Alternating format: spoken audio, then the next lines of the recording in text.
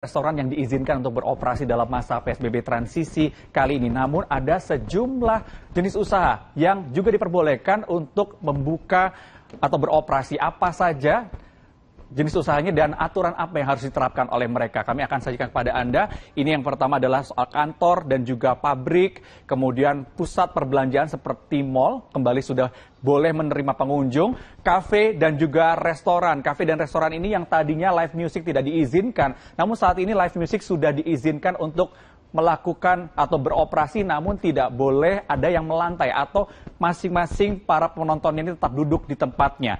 Kemudian barbershop seperti salon ini juga sudah boleh beroperasi, namun tidak boleh melakukan perawatan wajah.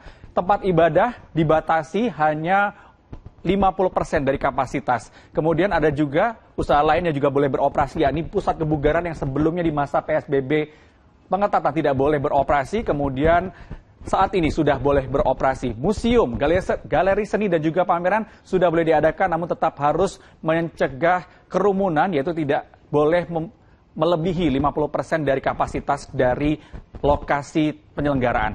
Taman rekreasi dan juga taman Air Petra ini adalah dua yang tadinya tidak boleh dikunjungi oleh warga, namun saat ini boleh. Tapi untuk anak-anak berusia 9 tahun ke bawah dan manula di usia 60 tahun ke atas tidak boleh mengunjungi tempat rekreasi ataupun juga Air Petra.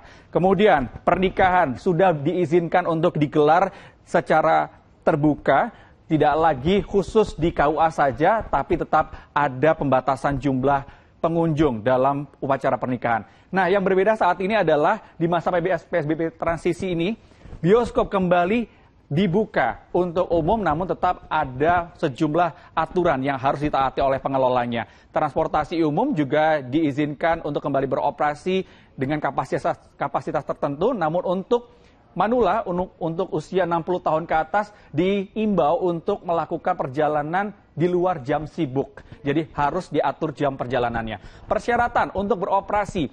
Nah, ini para pengelola harus melakukan pendataan para pengunjung dan juga karyawan seperti nama, nomor induk, kependudukan, nomor ponsel dan juga waktu berkunjung atau waktu kerja. Ini dilakukan untuk memudahkan pemerintah daerah atau Pemprov DKI Jakarta melakukan tracing ketika terjadi klaster atau penularan COVID-19 di lokasi-lokasi jenis usaha yang dibuka. Kemudian harus menerapkan protokol kesehatan seperti mengenakan masker, face shield, dan juga sarung tangan, serta jaga jarak, dan juga tidak lupa untuk selalu melakukan proses semprot disinfektan secara berkala.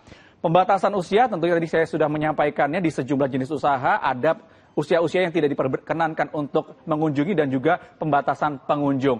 Lalu tidak hanya yang boleh beroperasi, tapi masih ada sejumlah jenis usaha yang tidak boleh beroperasi di masa PSBB transisi. Seperti sekolah masih tetap diimbau untuk melakukan pembelajaran jarak jauh. Geria pijat, tempat karaoke, spa dan juga tempat hiburan tidak diperkenankan beroperasi di masa PSBB karena disinyalir masih bisa menimbulkan kerumunan. Nah, saudara, itulah tadi sejumlah jenis operasi atau sejenis usaha yang boleh beroperasi di masa PSBB transisi.